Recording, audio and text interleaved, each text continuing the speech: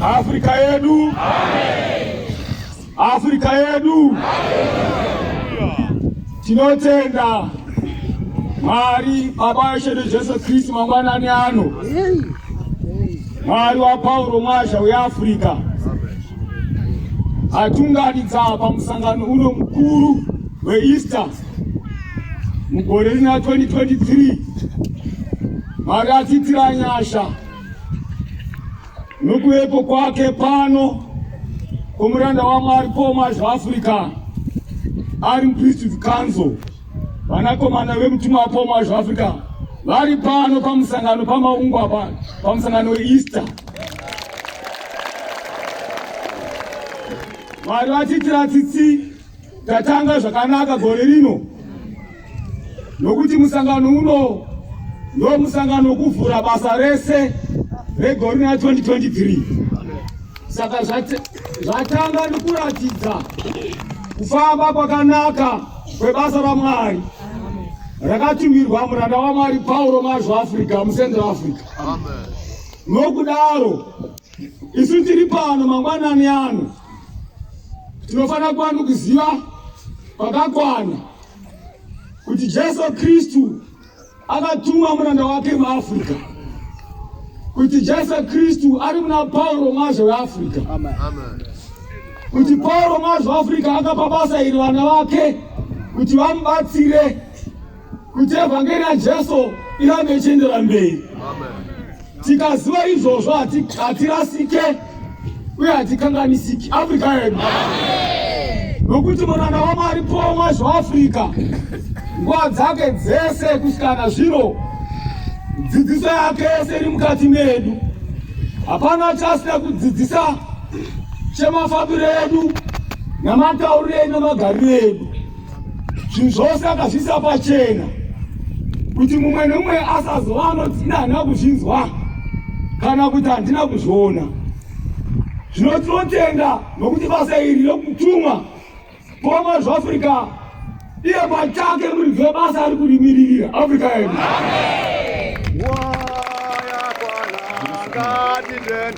Kune wakatumwa naJesu, ngatitende kune wakatumwa. Ngatitende kune wakatumwa naJesu, ngatitende kune wakatumwa. Ngatitende kune wakatumwa naJesu, ngatitende kune wakatumwa.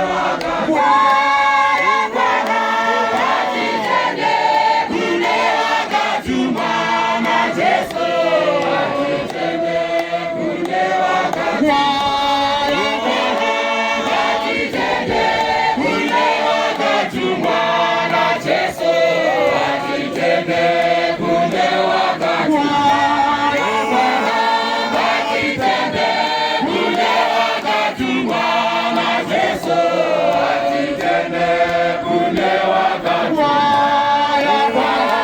watitende kune wakatumwa raJeso watitende kune wakatumwa watitende kune wakatumwa raJeso watitende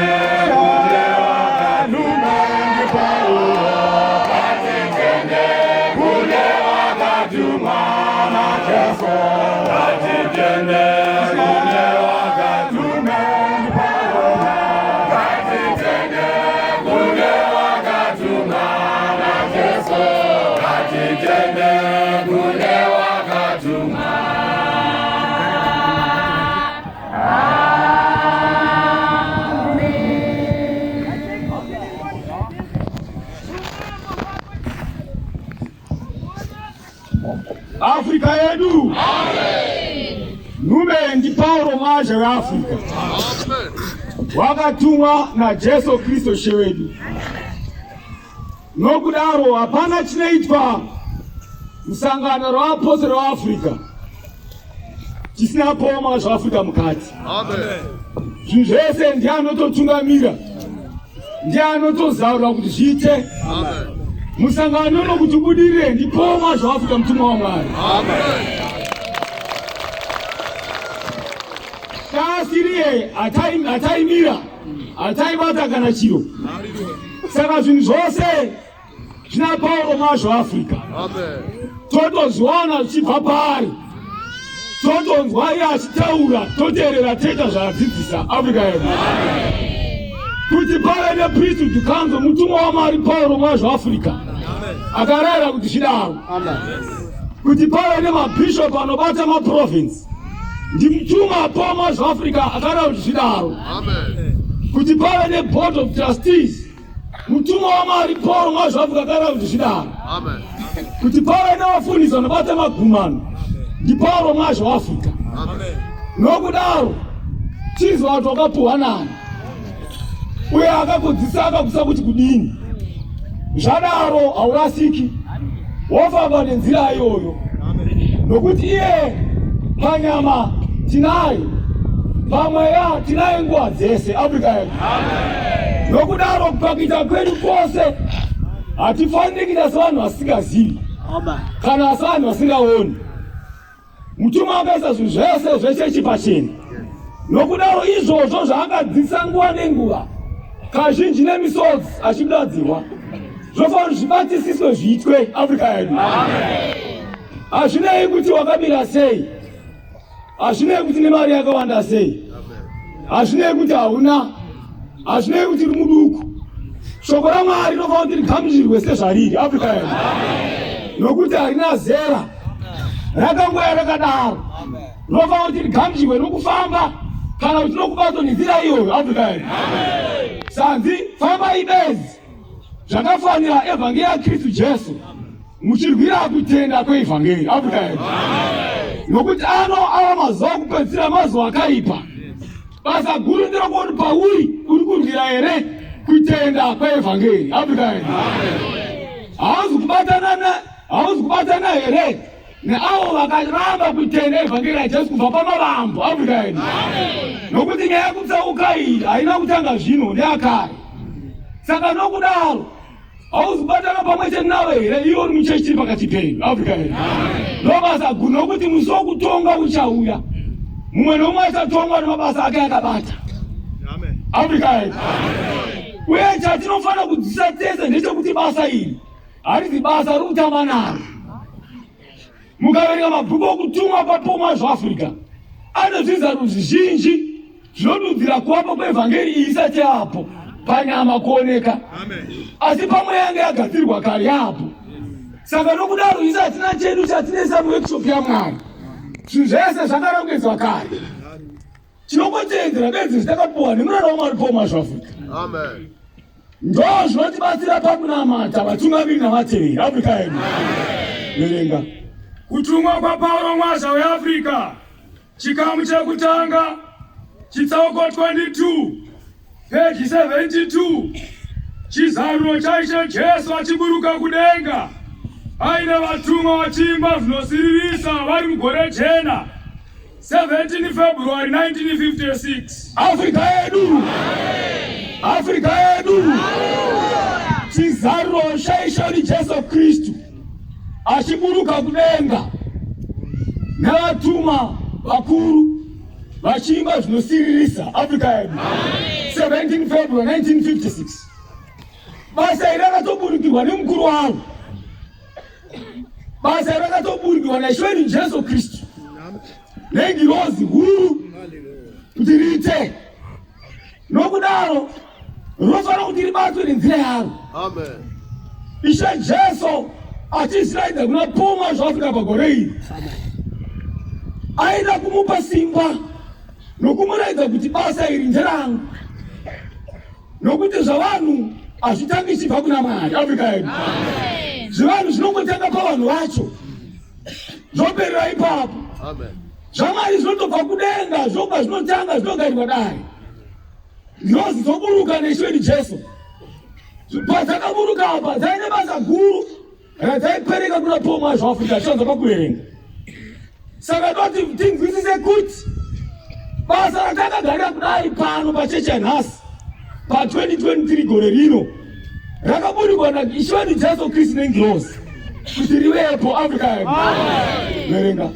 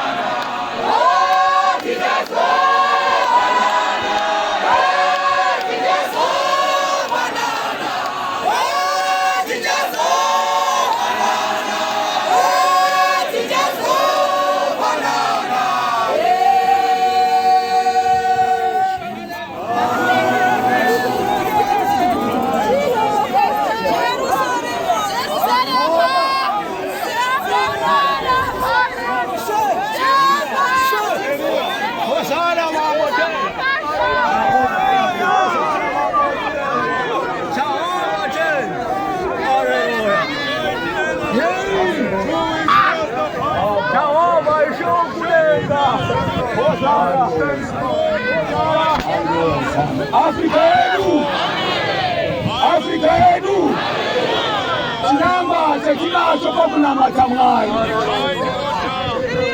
Vakarapiwa makomba zvaFrika.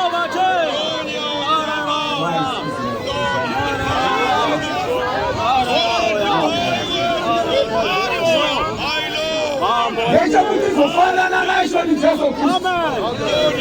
Ndochinamba chetinacho. Achizi chokugara panopanyika nokusingaperi. Achizi chokuwa na pfuma panopanyika. Ndechokuwa na pfuma yakudenga tifanane nacho Jesu Kristu.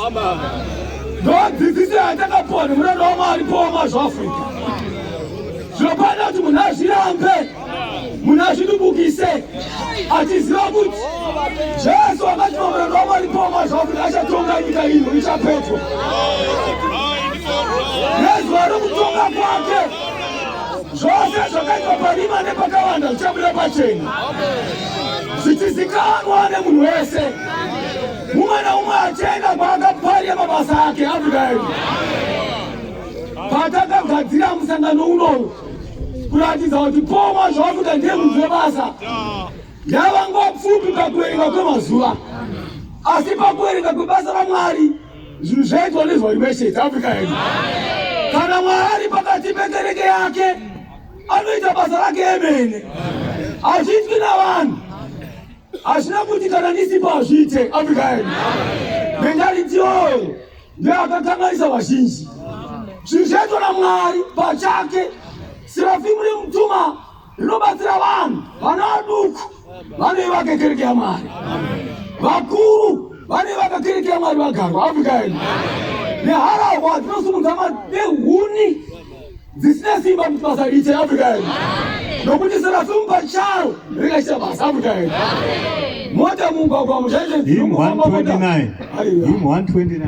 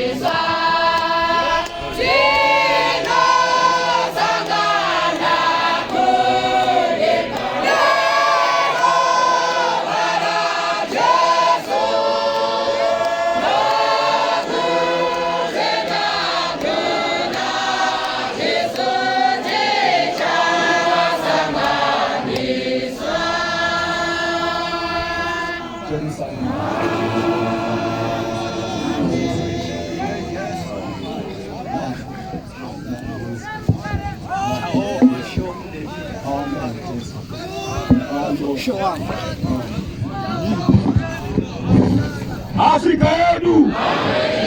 Afrika. Vakaitika kudai. Yakanga ndiri kumabhazuva ndichivakaimba. Hosana. Mumwe murume wakazondidaidza kunopinda musangano muCentral Africa. Afrika yedu. Muranda waMwari Pauro mazvaAfrica.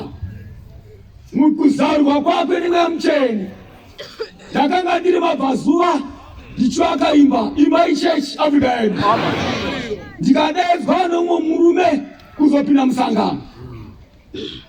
Chechi yatiri mairi, the African Apostolic Church, VAAPOSTORA veAfrica. Yakavakwa pamweya Afrika yedu. Imba yakavakwa pamweya. Ichechi yakavakwa pamweya. Nokudaro isaifani kumbotinetsa. Amen. Hatifani kumbotambudzika nazvo. Basa redu kunamata. Amen. Tichikumbira kuti Mwari atitungamirire.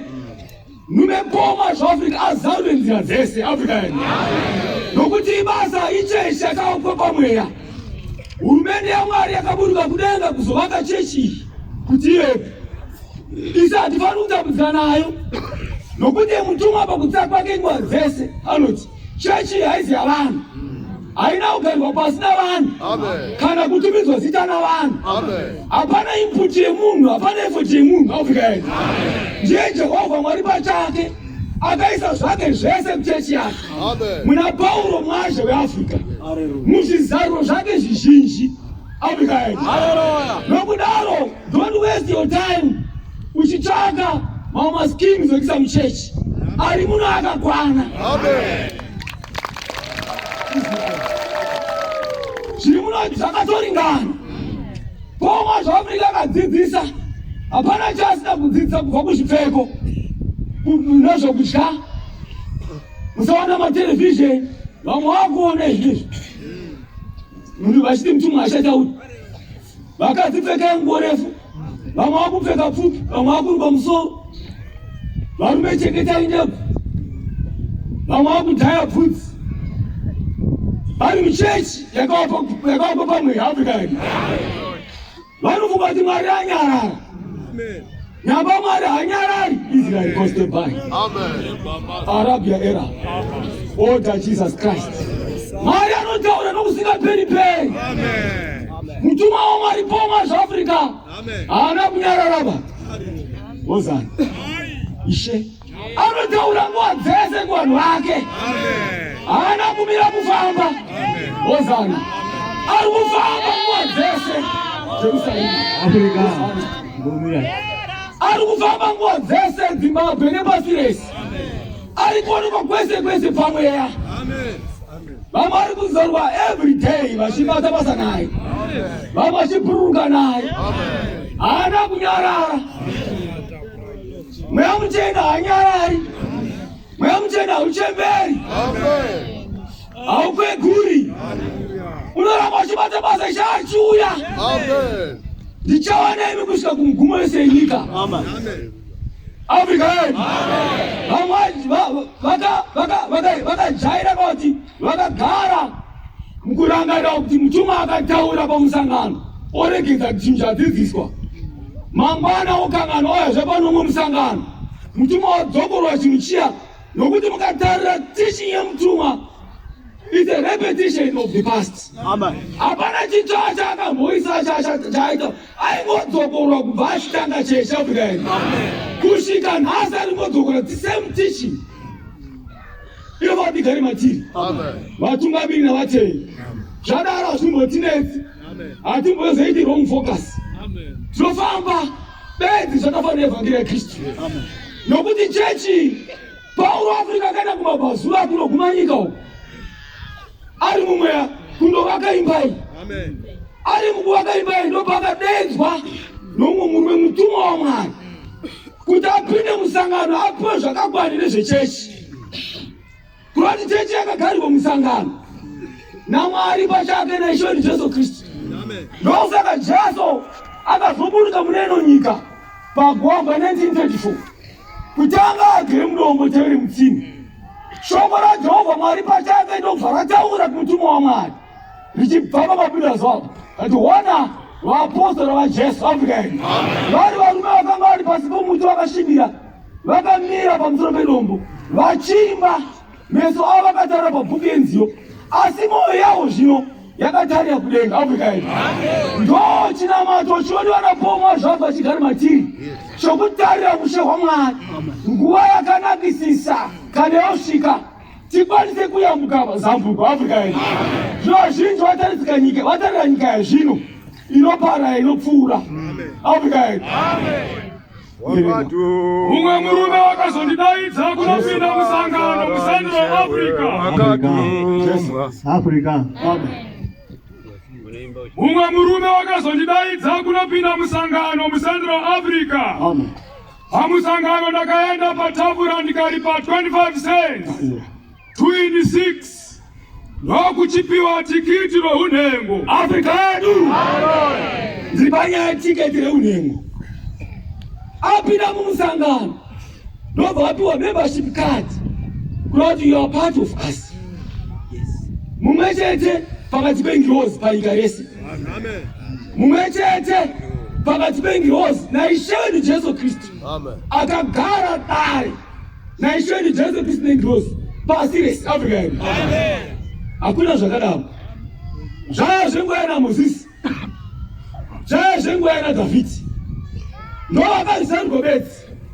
Asi pano pamazuva kupedzisira muCentral Africa. Zvakapuwa Paulo mwaje weAfrica. Ndobva apuwa tikiti reunhengo. Kutuma apa Paulo mwaje weAfrica part 2 chapter yekutanga. Shoko rakati ndakapuwa ndakaona nekadzi. Ranga rakanyorwa zita rangu kuti you. Vandandina ungirozi. Dzandandinadzo dzandaiburuka nadzo nokubhuruka nadzo nokudhidha nadzo. Kuyambuka rwizi. Dzakapinda mumweya dzichitsvaka kuti yu inorevei. Asi vese vakakonewa Africa yedu. Ndikati chiri pai kadzi rangu wakomana. Achipiwa andakapinda mudzingu rangu yamucheni. Ndokubva ndazarurirwa ndobva zita rangu rinonzi Arnold. Kandi ndo zita rangu wakomana. Muchirangarira relation Jesu Kristu. Neimwe nguva achiti pakati penyu pano umwe musingazivi Africa yedu. Ndo kadhi riri kutaurwa pa part 1. Unknown part 2 Africa yedu. Asingazikanwi. Vazhinji havamuzivi. Tiri pano Africa yedu. Kusazikanwa ikoko kwake nevamwe. Ndokusaka vamwe vachikurosa maboundaries asingafani kuroswa. Vachiita zvimwe zvisingafani kuitwa. Nokuda kuti havana kuzaurirwa kuti who is poor man of Africa. Mission yake ndeyei Israel. Vamwe vanogumira pakuti mwana unoda pfuma here. Iye akati kwete tuna chechi panzvimbo yechi Mashona neCentral Province 1942. Ndoda chechi panzvimbo yechi yapfuma ndiyo yei. 1940 panyama yakasati yakufamba. Asi pamwe yange yakutofamba. Hatina zera nechechi yedu African Apostolic Church. Kana iri bhutu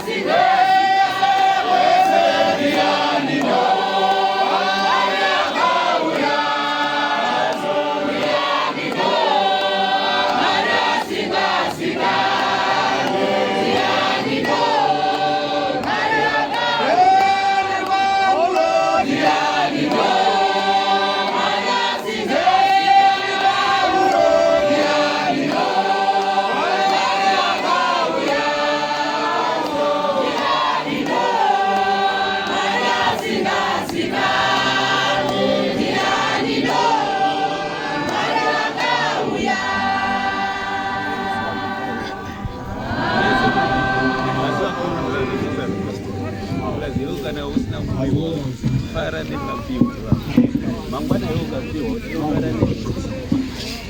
Afrika yedu mwari wa Paulo mwazvaAfrica ngatizarurire tinzwisise tizive nezvekutuma kwaPaul mwazvaAfrica zvitibatsire kuti tigare pakudzidzisa kwake tigare pakurera kwake nguva dzese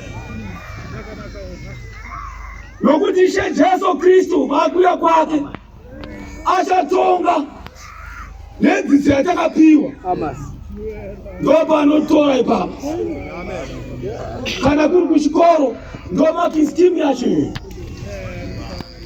takapiwa maanza akare ebvunzo dzatiri kuzobvunzwa pamusoro padzo maanza awo ari pakati pedu ari pamberi pedu vakuru nevaduku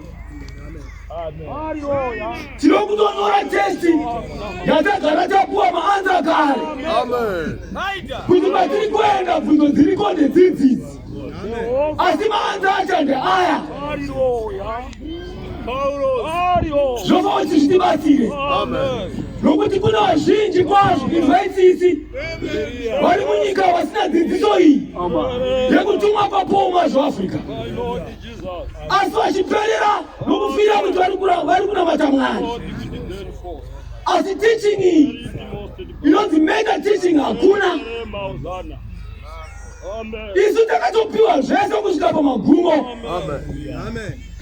tinototamba nayo Africa yedu tichibata mamono tichitora zvine basa tichizviita zvisina basa Africa yedu tichirerutsa zvakadzidzwa muranda waMwari Paul mwazvaAfrica musasa uyo wemutumwa wamasingazopindipindi Africa yedu pamusasa wamudzidzisi uyu waiyera kupindwa panguva yake yakare ndichiri muparidzi kana mubvangeri zvandinetsa kupinda musasa wafundisi asi ezvinotarira kuyeredza kugezera imomo vadoko vakugara imomo arapera zvashanduka Mwari anoira sei pakati pavanhu Israeli kana vasingamuyeresi Jerusalema akagara sei pakati pavanhu vanosina chete chivirari yake nokuti Mwari dzidziso nemirayiro mukasamuyeresa heri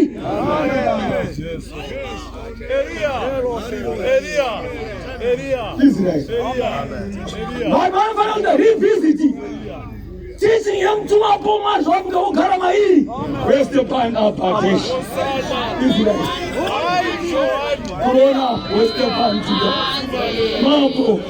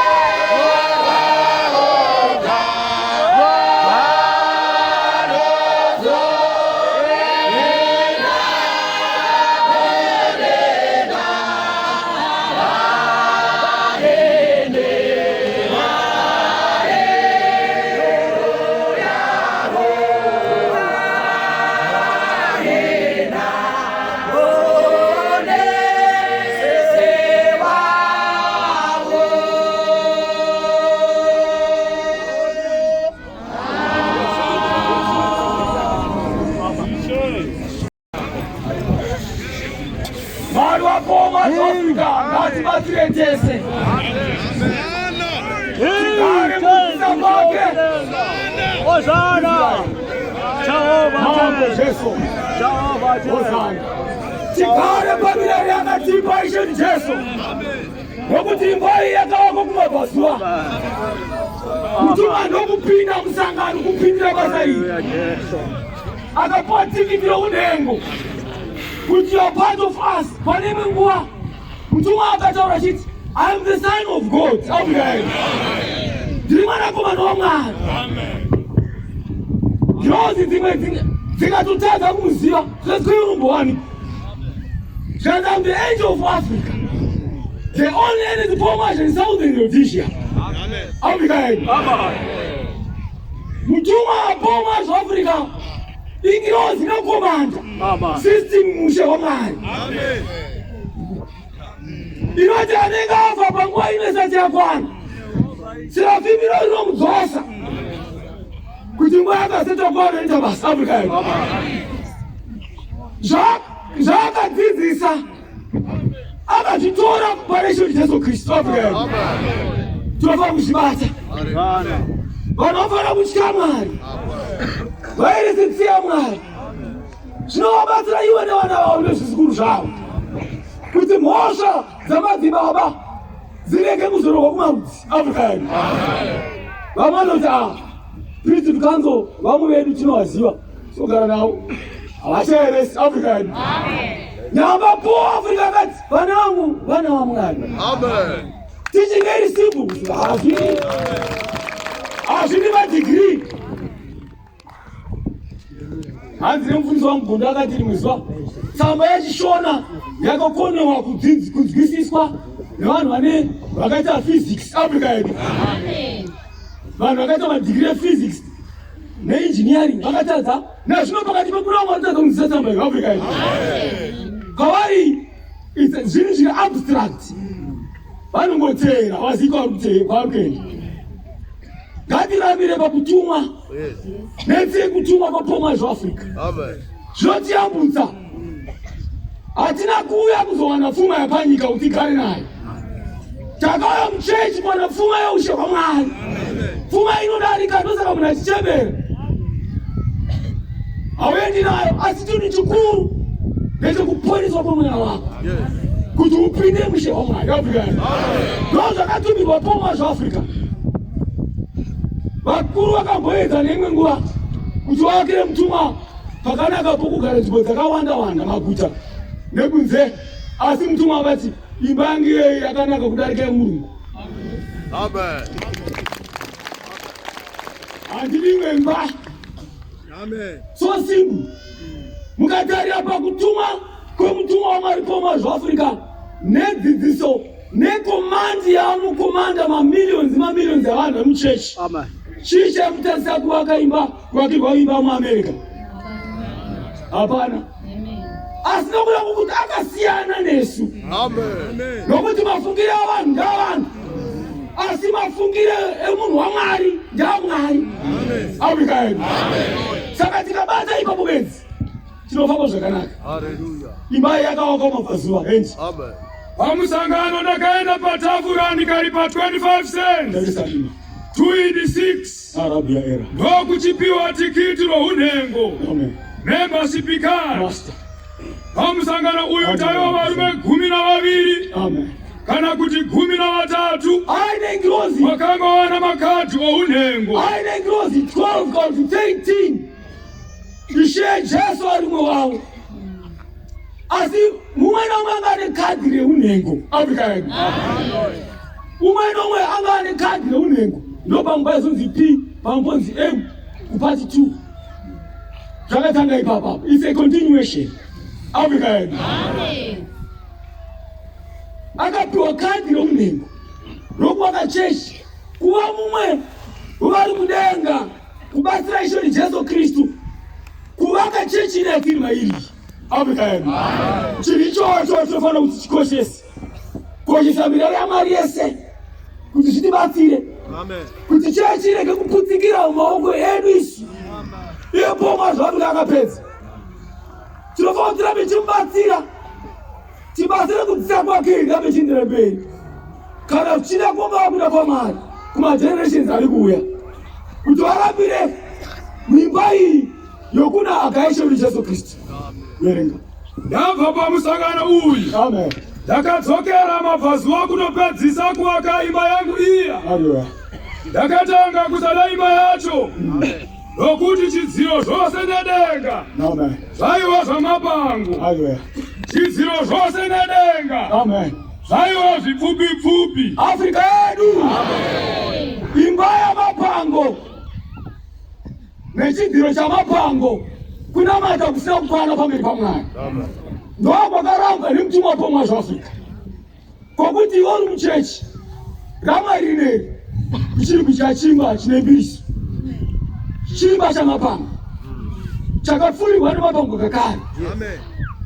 Iwe uri muchechi rineri ukanzi ibva ipapo wakagara indapa hautereri unoramba uri ipapo hautereri sachina upone wakuru wako. Chimba chamapango ndo chakarambwa nemutumwa pomwa zvaAfrica. Nokuti mutumwa waMwari achipuwa naJesu akanoti chimba ichi hachirarami. Hamuna dzikiso ishori Jesu Kristu Mwari Baba. Hamuna simbiso yamweya mutsvene. Ndobva airamba. Zvinoona kuti patiri panapa zvimba zvamapango zvakawanda. Patiripo panapa zvimba zvamapango zvakawanda. Vamwe vasati vazviramba. Asi pane imwe nguva nenguva dzakawanda mutumwa anobvisa achiti vaiseni kurati kuramba izimba zvemapango Afrika yedu. Kunamata munhu aine boyfriend muchechi. Kunamata munhu ane girlfriend muchechi. Iye ane ndebvu dzakareba ari muchechi. Hakuna kwari kuenda. Hakuna kwari. Iye achiparidza sazvino hakuna kwari kuenda. Iye achiteura varwere achipora hakuna kwari kuenda. Jesu akati ndichazoti indai kwamaita mabasa enyu ndikudini. Ndozuva rakaoma iroro. Amen. Israel musablindwa kana kuvaraidzwa nokubata kwebasa guru. Zviratidzo zveevhangeri handiko kupinda. Kupinda kuri mberi. Kupinda kunopindwa nokururama. Kubudisa madhimoni good. Kuti arwara achipora zvakanaka. Noti Jesu akareva kuti zviratidzo chano anotenda vachabudisa mweya yakaipa nezita rangu. Vachaisa maoko pamusoro parwara achipora. Afrika yedu. Asi skimu yedu yegumiri ipapo inodarika, we go beyond. Pakururama. Nondo zvinozorehwa izvozvo kururama. Unhu, nduramo namabasa akadini akanaka. Judas ari pakati paJesu achibata basa guru aitobudiswa madhimoni wezvo. Mwetina ichitoderera. Asi zvakazoramba. Afrika yedu. Saka basa guru ndokutsvaka utsvene nokururama. Zvokomplimentwa, zvozadziswa, zvopupurirwa nemabasa esimba. Veta chechi yaMwari chaiyo chaiyo. Pauro mazvaAfrica akaramba chima chamapango. Chidziro chakanga chanamwa. Chidziro chakanga chanamwa. Nedenga rakanga rapfurirwa. Ndakatanga kusorobodza imba iyi ndichiti handichadi chimba chamapango chakadai. Ndavakuenda kumabvazuva kundozvivakira imba yedombo. Ndakatanga kuenda kumabvazuva ndokuchiona ndavakutungamirirwa nomumwe murume wandakanga ndisingazivi. Afrika yedu nhasi chaiye pamusangano uno wa2023 kutanga kwegore endei kumabvazuva tinobatsira pomwa zvaAfrica kuvaka imba yedombo chechi chaiyo chaiyo. Afrika yedu tibude muzvimba zvamapango zvatiri kurarama tiri mazviri nokuti tozoniwa nemutumwa. Ndakuaka imba, ndakazona ndakuaka imba yedombo kumabvazuva.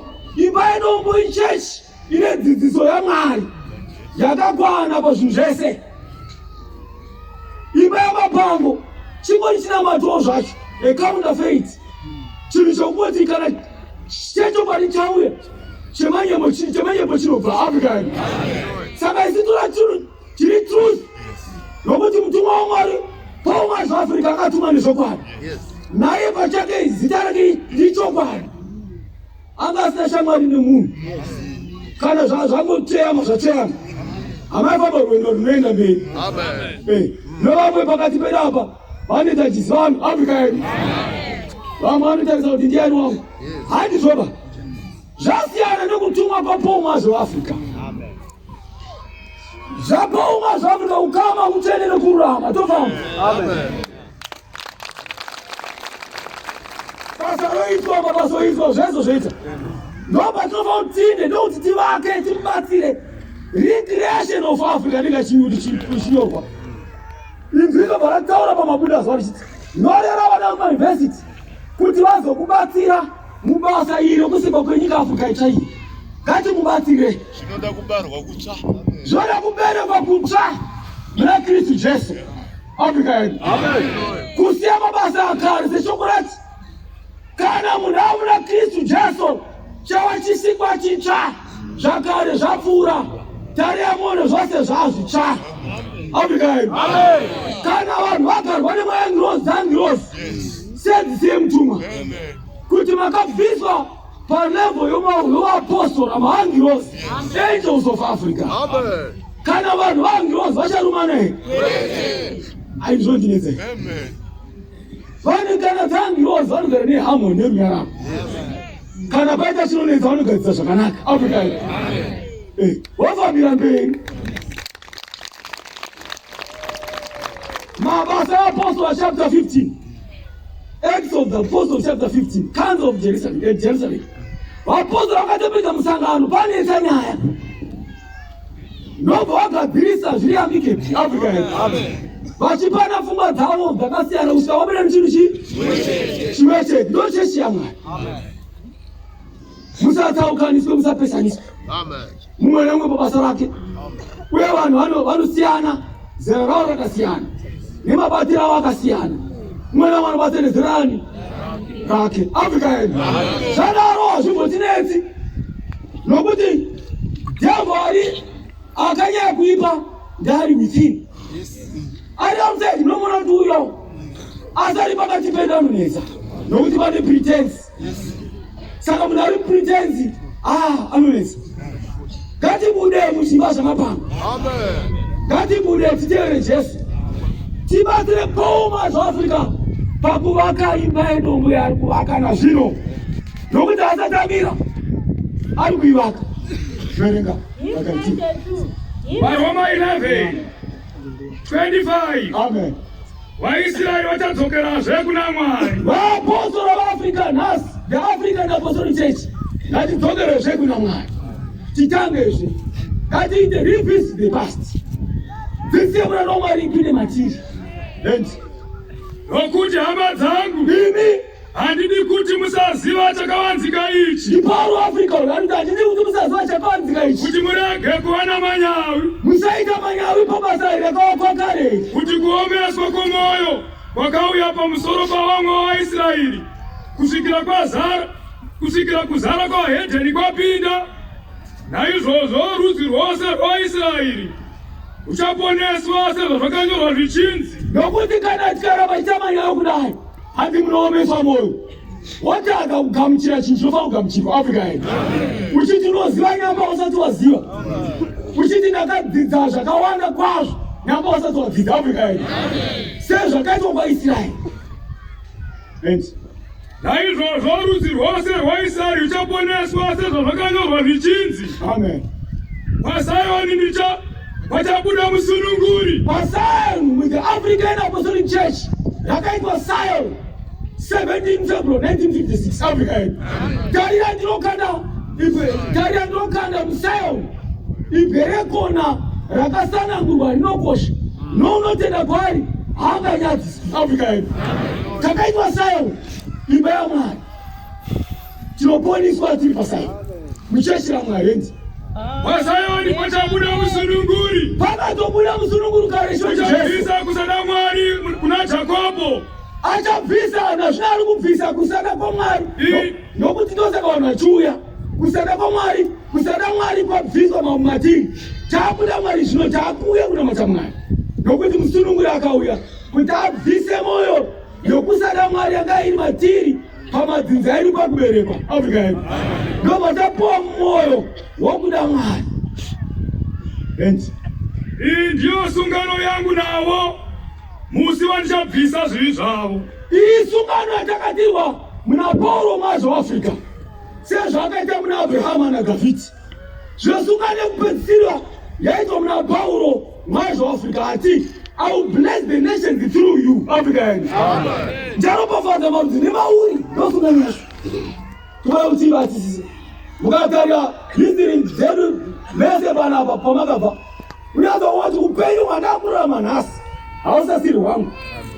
Wapoma zvoishi wangu wakaexpire. Saka tikamurangarira izvozvo bedzi. Pauro ndiye wakafanana naPauro ndiye wakafanana naPauro mwasha wakafanana naPauro ndiye